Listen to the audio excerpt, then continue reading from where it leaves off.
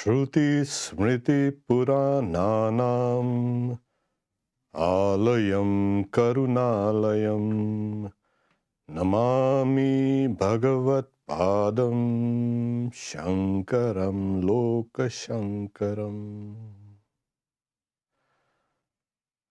I bow down to Bhagavat Pada Shankara, the repository of the Shrutis, the Smritis and the Puranas, who is also compassionate and the benefactor of the world.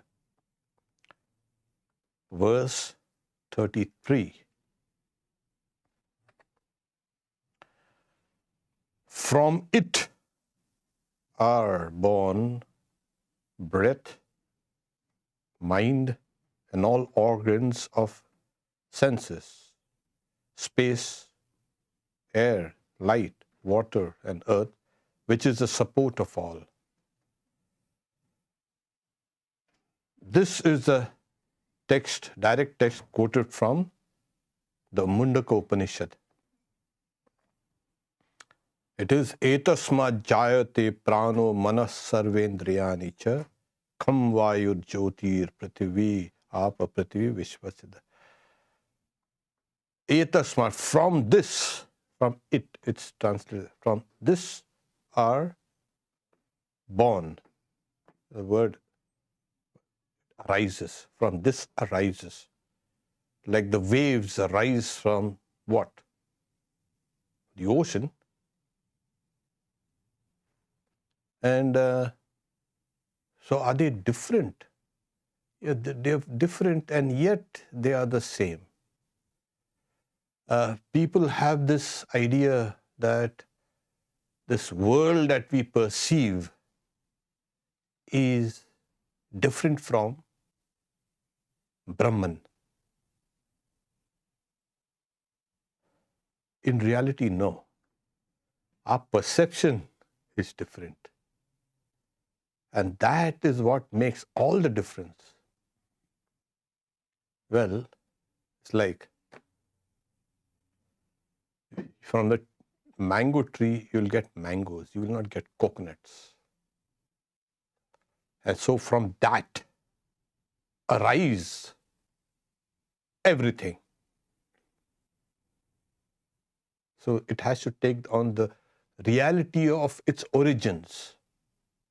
Otherwise, it makes no sense. You don't see a donkey giving birth to a giraffe. What happened? This is nonsense. So it's like, so from Brahman, and this is called, from the formless Brahman arises a form, which is called Saguna Brahman. The absolute is called Nirguna Brahman. And what we experience is the Saguna Brahman with qualities. And what are the qualities? Oh, everything like this. Breath and mind and sense organs and space and light and water and earth. And they are not compartmentalized.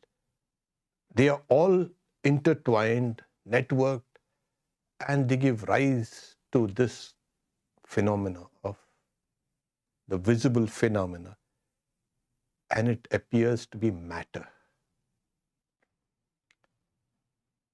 So, as I said, space, air, light, water, and earth, these are the primordial 5 elements.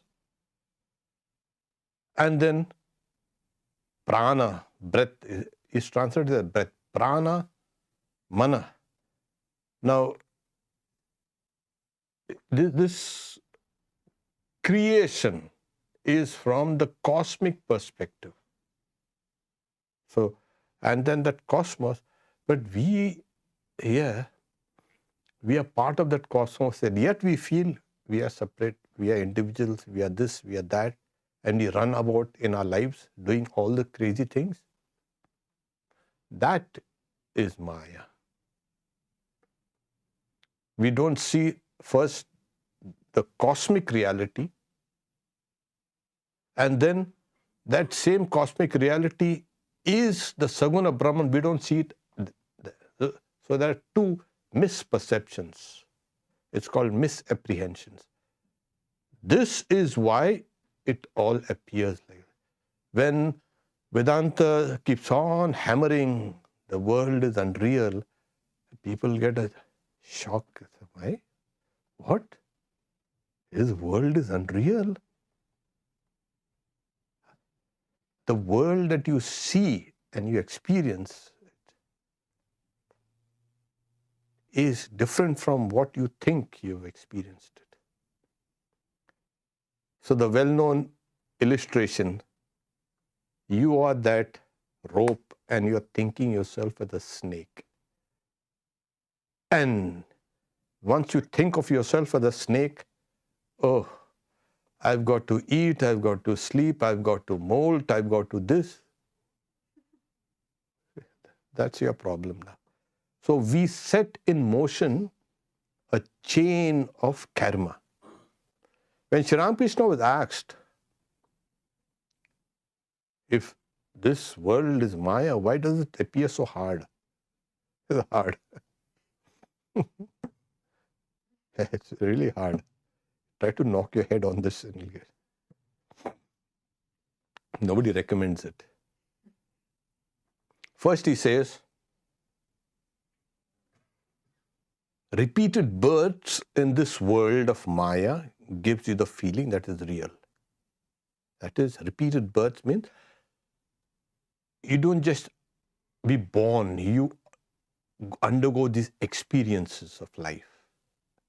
And these are extremely tough to break. You have fallen into a chain. Secondly, this hard, really, it's not hard. If you go deep down and try to find what is there, that perception or that reality is completely different from what you see out in the external world.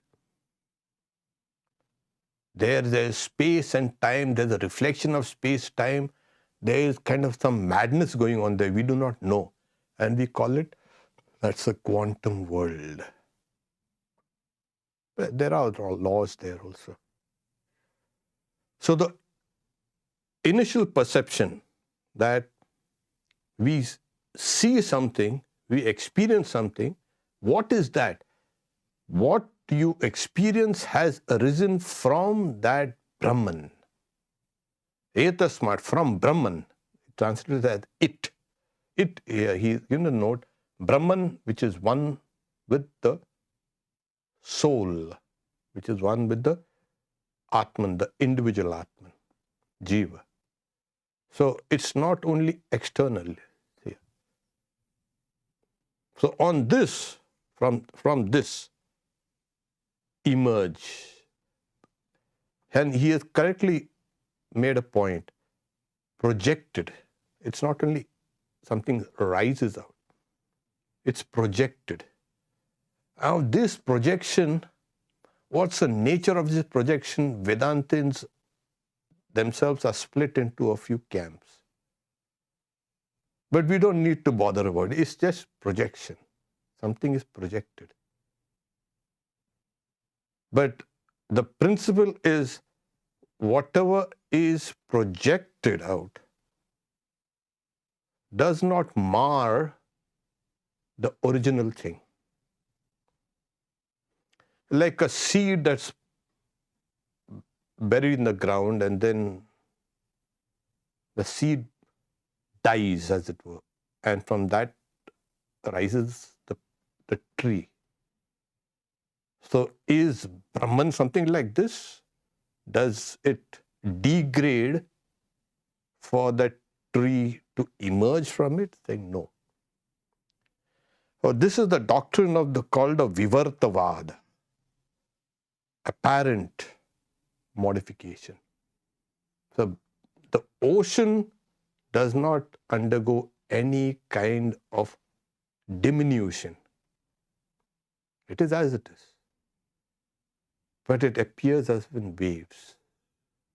So Brahman also, the absolute Brahman, from there projected. But who's there? There's only one, he said. which is one Brahman. And here comes that doctrine of Maya.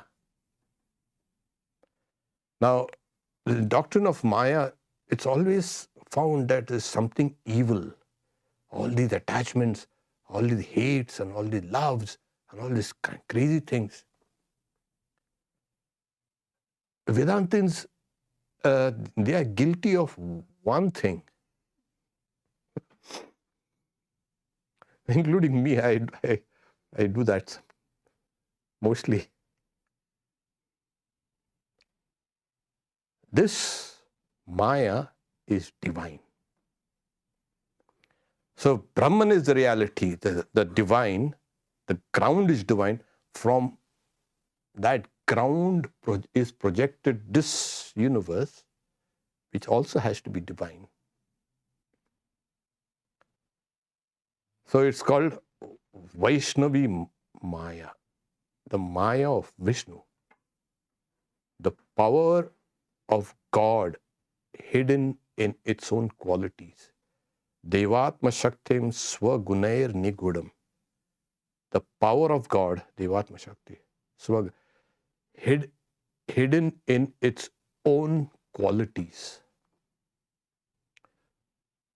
That's in the Upanishad. In the Bhagavad Gita, it is said, this my Maya is divine. Daivi Hiesha Gunamai, made up of the three gunas. So here you get the idea that this projection is also divine projection. How? That is Maya. That is the root meaning of this Maya, which is divine. Vaishnavi. Sri Ramakrishna is called the Maya of mother. Mother and Kali and Shakti. He's thundering Brahman and Shakti. So they are non-different, like the fire and its power to burn. So you cannot ask where does Brahman come from and where does Maya come from. So the Maya, it disappears. Your misperception disappears. Then you see everything as divine. One of the reasons why we've been asked, we cannot just start looking at things as divine. That's an experience. But we can get a kind of abstract idea. Yeah, you can. Now, on this material universe, you can project your ideas. Yes, this is divine. But better start here. Start here. So you project this. Now, what is there within me is divine. Later on, you will find everything is divinity. So you have to project this divinity first inside. That is the Ishta Devata, which is appearing as a soul. So God, the Brahman, as you say, which is one with the soul, is appearing as the individual soul.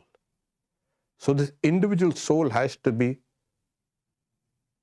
constantly, the idea has to be constantly hammered into it. That I am meditating on my soul, which is a form of God. Because in Advaita Vedanta, they don't want to have anything to do with two. One, all right, okay, we'll digest that. And then they say, even that is a lower reading of the Absolute. It is beyond one and two. That's why Advaita. But they are completely against the idea of two. No duality. This difference between your soul and God is completely wrong, they say. So you better correct that. And then you start meditating on that divinity, your own soul as God. And slowly and slowly and slowly, your mind is suffused with these impressions of divinity. And then they will push the ideas of this world is material. Then comes a tipping point where the impressions of divinity outnumber the impressions of the material impressions.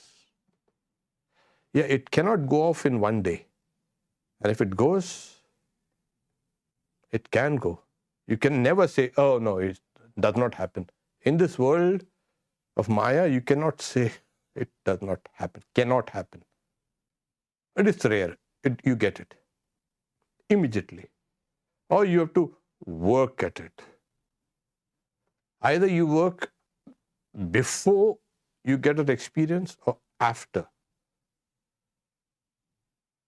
So the Bhagavad Gita said, this my Maya is divine, made up of the qualities, gunas, and very difficult to cross. But those who take refuge in me cross over. So here it is. So you've got, the Lord himself gives you a solution. This my Maya is divine, made up of the qualities. What qualities? Sattva, Rajas, Tamas. So all these breath, mind, prana, mana and everything, they are made up of the three qualities. And we can see it. Sometimes you breathe. You're breathing. When you're lazy and indolent, your breathing is different. When you're active, your breath is different. When you are sattvic, your breath is different. And similarly, your mind and your indriyas. And so we can see these characteristics in this projection. That's why they're called, there are three gunas. And these three gunas are constantly acting and reacting on each other. And we get this whole panorama of the world.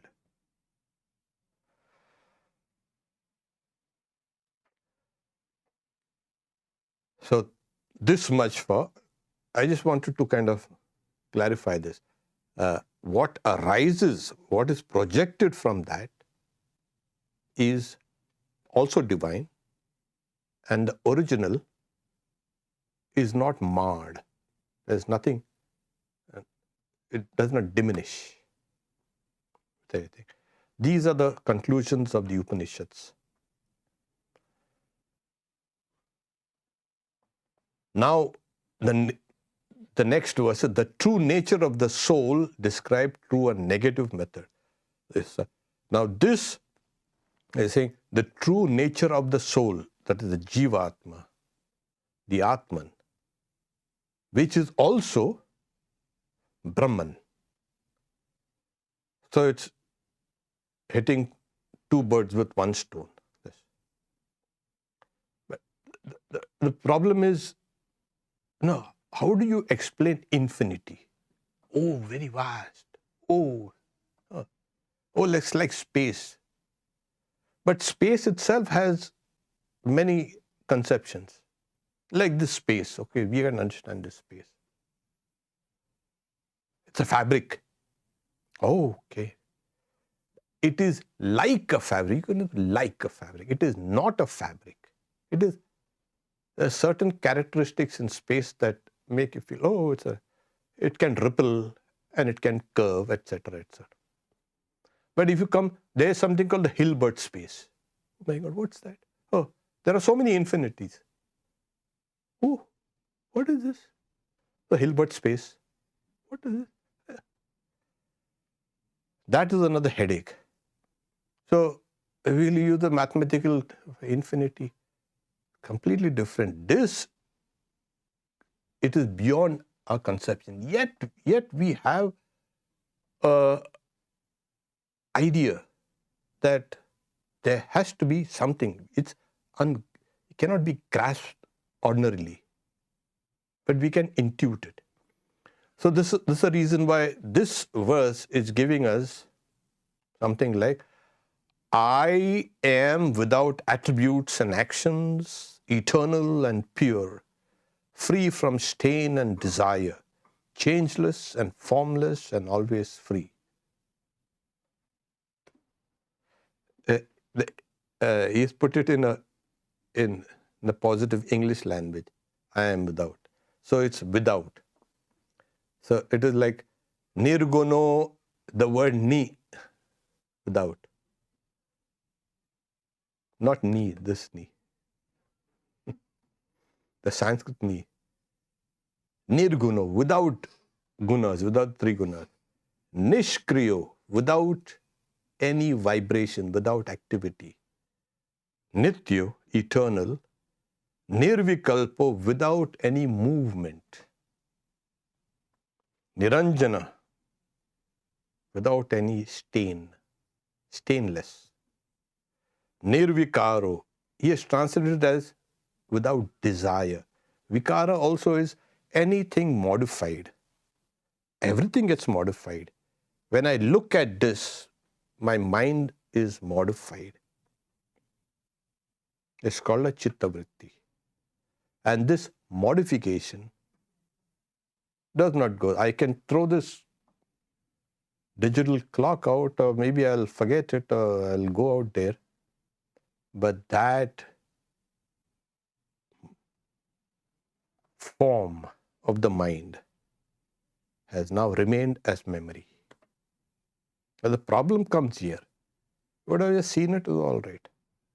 But that reminds you, okay, you've seen it once before. So that's nirvikaro, without any modification, that. Nirakaro, without form, this table, chair, and whenever you have a form, somehow the name also gets attached to it. God knows from where. You know from where? We give it names. We give it names. So we are giving it. We see something, hey, this is what is called this. And I will tell 20 people, and the 20 people will tell 40 people, and it will go on and on. This is called a book. Oh, book. There it is. Because what happens, the mind is trying to understand the external world. It has to. And it can understand is true. As I said, first the form, attach it with the name. And that's why the Upanishads say, it is created, and he creates, and he keeps on speaking their names. So, before creation, there are no names. After creation, then we attach all these names. And the book, and you will say, oh, this is pustakam, or it's a kitab, or something like that, different. But it is just to understand this object. The reality is beyond this. Which reality? Your own reality. My own reality? So I am real and all else is unreal. Now, Vedanta, again I said, they do not like these two things. I and you, etc. They break this. If that reality, your reality is like this, all reality is the same. So, nirakaro, without any form, formless. Nitya mukto asmi, I am ever free. So where is that? Where is that freedom then? Yeah. Right now, we do feel deep down in our hearts, we are free. But we project it to be through, I have a free will. My body is free. I can do whatever I want. That will not. So the idea of freedom is there. Why do you think the idea, I will not die, but I see death around, but yes, I feel I won't die. It's a very faint intuition, but it is there. And this is a characteristic of jivas, especially human beings. And that's why they say that liberation can be attained much easily in a human body. It's indubitable. Those who meditate, etc., have that feeling much more consolidated, much more strong. It's there. I am free. Swami Vivekananda said, freedom is a song of the soul. Really? Yes. And everything we do then is an expression of our freedom. But only thing we have projected it outside. I want to be free. You go to a prison and say, I want to be free. I am blameless. They'll say, you got a string of, you can say, felony charges. What are you talking about? No, but I'm innocent. You know, these guys with a straight face. I'm innocent. The legal system is broken. I'm wronged, but I'm free. I'm innocent. I wish you could have told that to yourself. That is what the whole thing is. We are, but we have projected it outside. So the freedom becomes license. I want this, I want that, I want this. Free, I'm free. Give me something free. I want free. If I don't get it free, I'll rob it. That's free. They all want everything free. So that freedom has somehow become mixed up. Because when freedom is projected outside through the mind and intellect and the senses, it becomes distorted. Why? Because of all those great filters, all these various samskaras, this karma becomes that. And then we get trapped in that. So freedom gets enmeshed in the network of samskaras and karma. Nirmala, without any saying. Mala is dirt, nirmala is.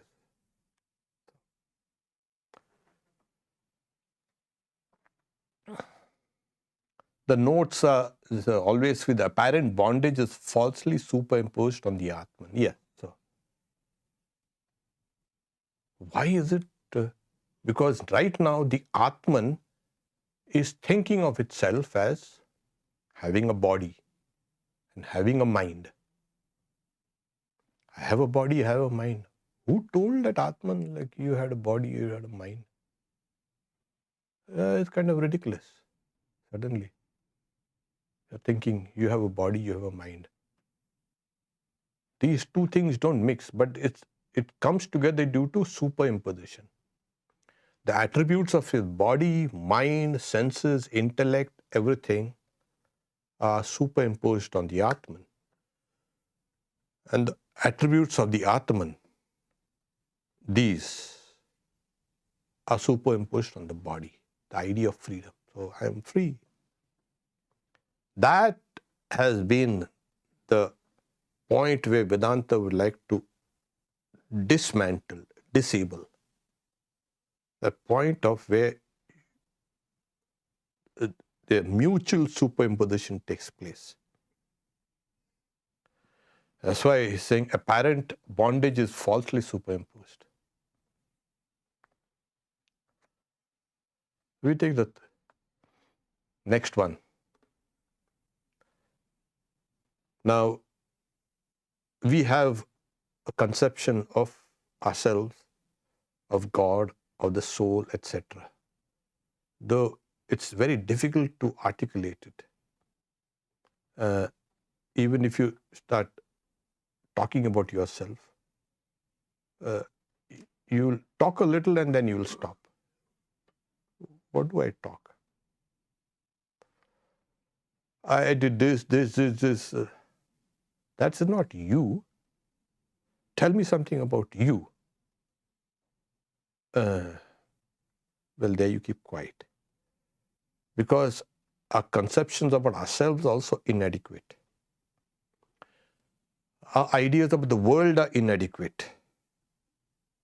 You may be a great scientist. The other day we had somebody who was a very highly accomplished scientist, but he could not turn off the valve. So, and he made a big mess of things. Hey, what's this? You just turn off that valve. So we may be knowledgeable in one area, but the other areas we are dumb. So our conceptions, overarching conceptions are also inadequate. Our conceptions of God, oh my. The moment you say God, oh, I think there must be a million or maybe 10 million or 50 million books written on the word on this subject called God over the 1,000 years, and various conceptions.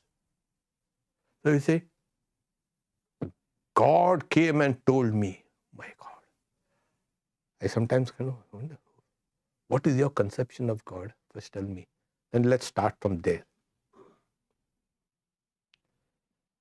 So it is one of the most important words in our lives, in the dictionary, in philosophy, in everything.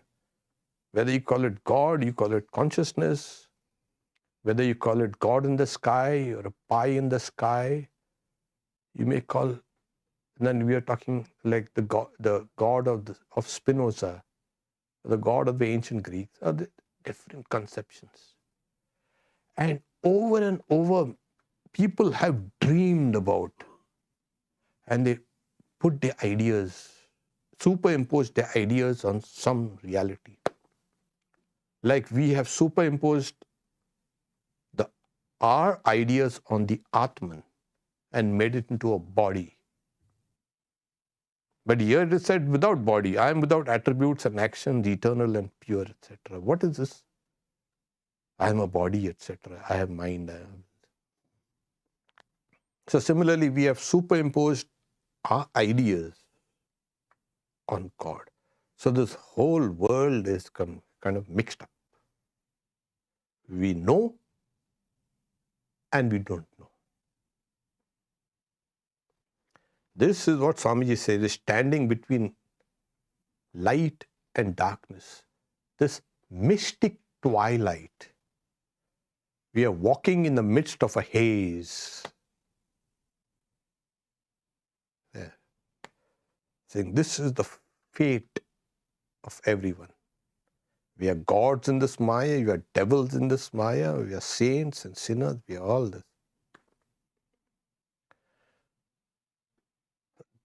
So this word, as I said, to come back, it is something that needs a complete rehaul.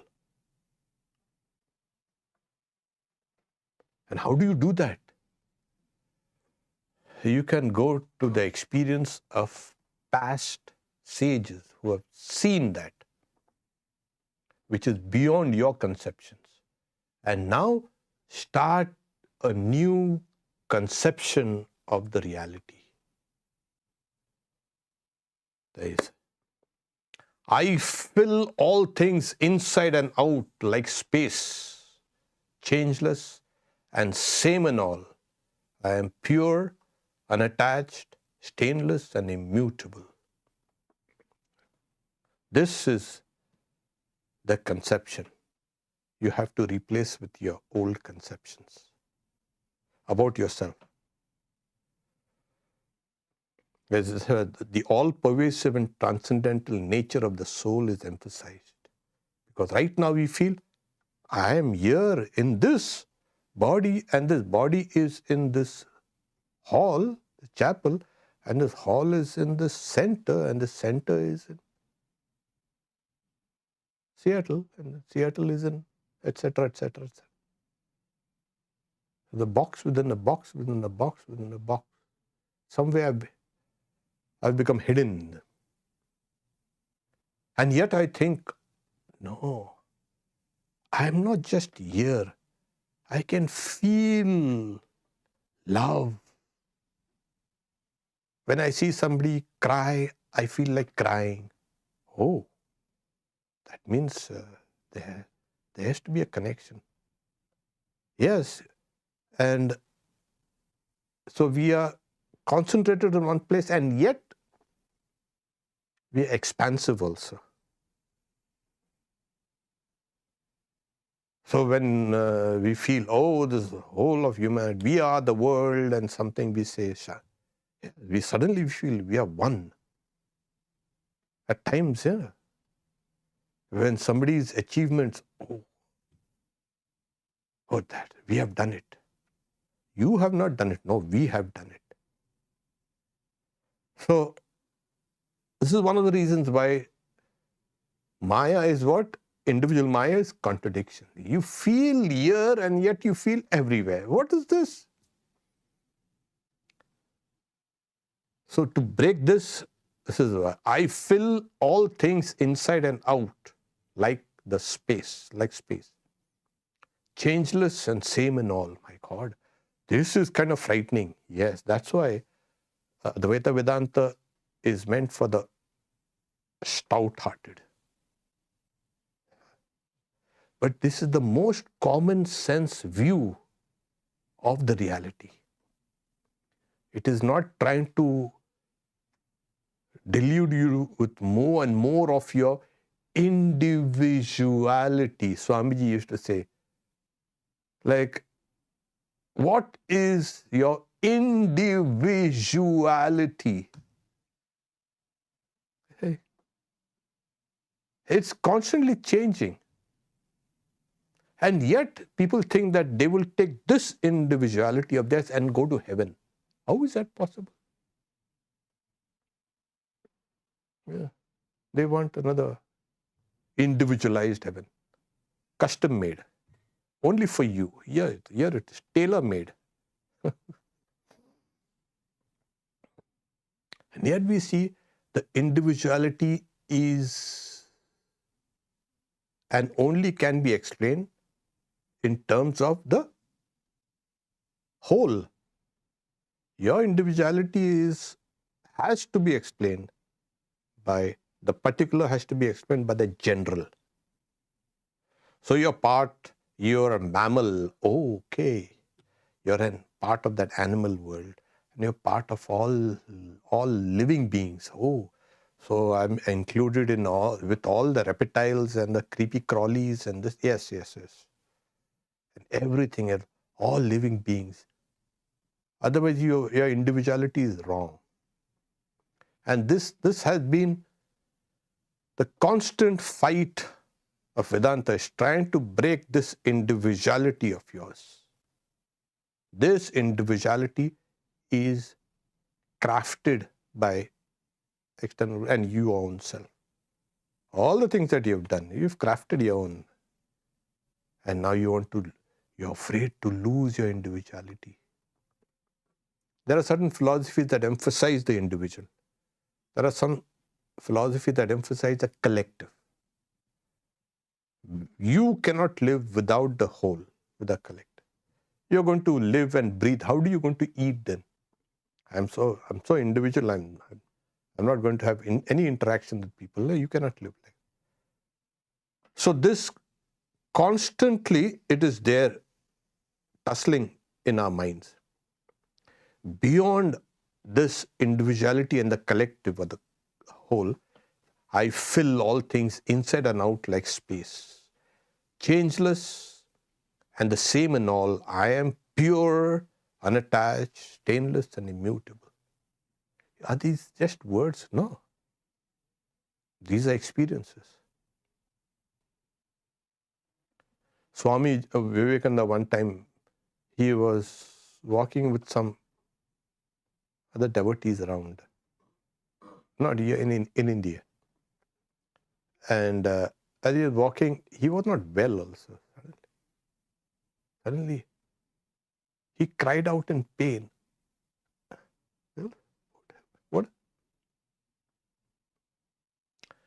Then in the distance they saw an old woman carrying a load of firewood on her head. She fell down.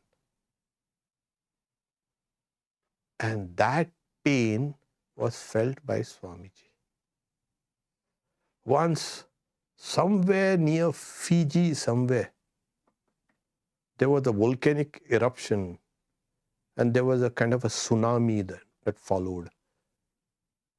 And here Swami Nikhilananda, he seen Swamiji pacing in the middle of the night up on his near outside his room. Then he asked him, what happened? You're not asleep yet? He said, no, you see, patient, there must be something, there was some disaster somewhere. And that's the reason I cannot sleep. So he said, okay, you go and sleep. And all that. Swamiji couldn't. Next morning in the newspaper, they said, they spoke about, there was a big volcanic eruption and a tsunami that killed him. So Swamiji was feeling all that. So Swamiji was at that time not an individual. He was the whole, the cosmic. He had identified himself with everything around. This is Swamiji. It's only you will feel only pain. What a terrible Vedanta this is. Oh no.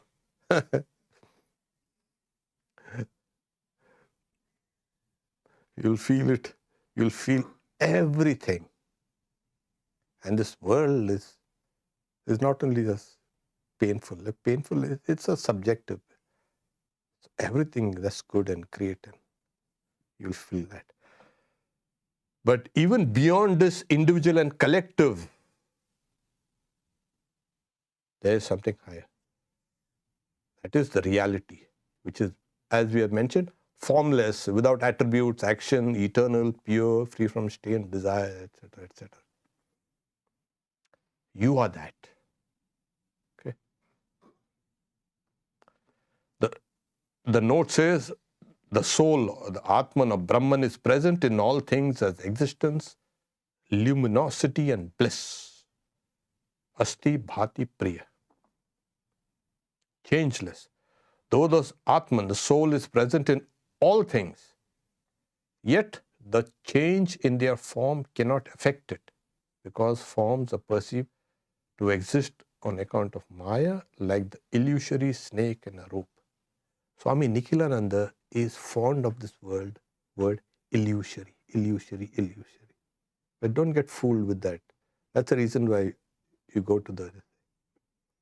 So what he said is, though the soul is present in all things, yet the change in their forms cannot affect it. That's what we discussed. Because forms are perceived to exist on account of, all forms because of the interposition of not just Maya, Brahman and Maya. And as we have said, everything is a mixture of Brahman and Maya. Looked at this side, it is the absolute. Looked at from this side, it's a Saguna Brahman, the projection. So, take the whole thing. Sri Ramakrishna nicely says, when I want to weigh, I want to have the full weight of a fruit called bale, I have to take the shell, the pulp, the seeds, etc. Though I cannot eat the shell and the seeds, but you will not get a full weight of this. So similarly, everything is this Nirguna Brahman, Saguna Brahman is one. Take both. You cannot say take one. I don't want this other one. There are people who say, I don't want this Saguna aspect. The Brahman with attributes and qualities. I want this. So you have to go to that, to this. It's just perception, this or this, which you want to see. If you see like, oh, this is what it is. And this Saguna Brahman, this side, is called Ishvara. Collectively and individually it's called a Jiva. Okay.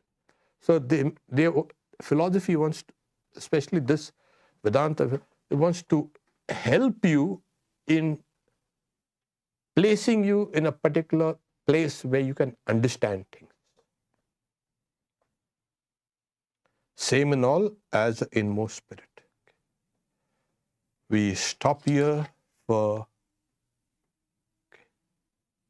there's nothing coming, no questions, then we can take the questions out there. Just a reminder, those who have not subscribed to our newsletter, they don't get a newsletter. The next 2 Fridays, there won't be this Friday class, obviously.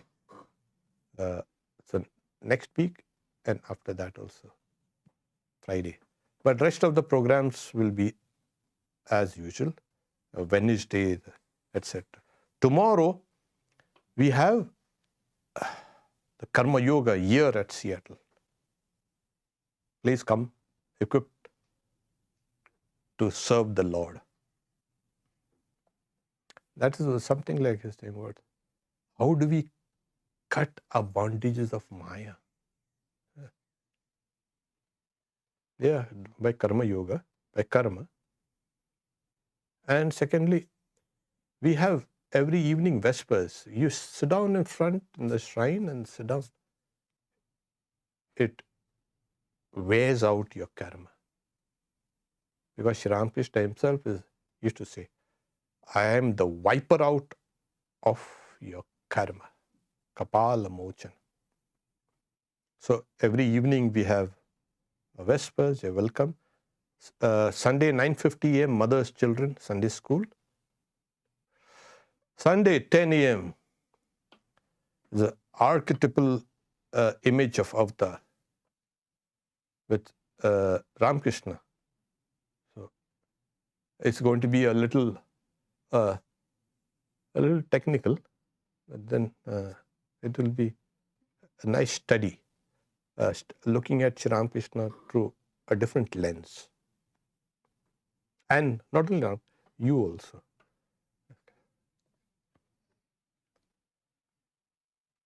Om Shanti Shanti Shanti Harihi Om Tat Sat Shri Ram Krishna Arpanamastu.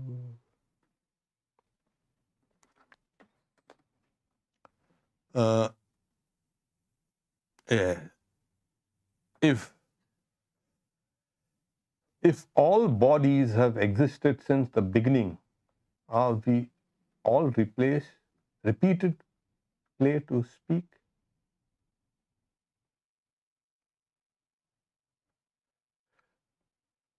The short answer is yes.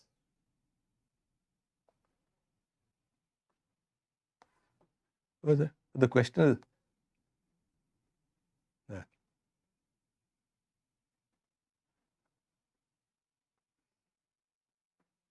yes, repeated over and over again. The cyclic nature of, but with a difference. The bodies will be more or less similar, but the souls can go in and out of the bodies. Swami Vivekananda gives the example of the Ferris wheel in Chicago when he had come to the Parliament of Religions here, the world's Columbian Exposition. He saw the huge Ferris wheel and these small cars going. That was the old roller coaster. Okay. So there are different. So people used to get inside, go around it. I think most of us have experienced it, going around it and feel so good. Some people feel bad about it. I'll never go out there on that. So they come out and they have become free. I'm never going to. There are some who are delighted. Let's go back inside. So there are some souls who who travel, they go around, they evolve and they grow, and then they finish and they come out of this. But that Ferris wheel keeps on revolving. Souls can come in and out of. Some souls want to go back over and over again. Let's have more fun. Yes, let's have fun. You have the cars there. So the cars are like the various bodies. Some souls who come out of that particular car, the body, out. And some other soul will get inside in the next cycle. Nature has limited resources. Though she appears like infinite, yeah. So she makes the best use of it. Things already there.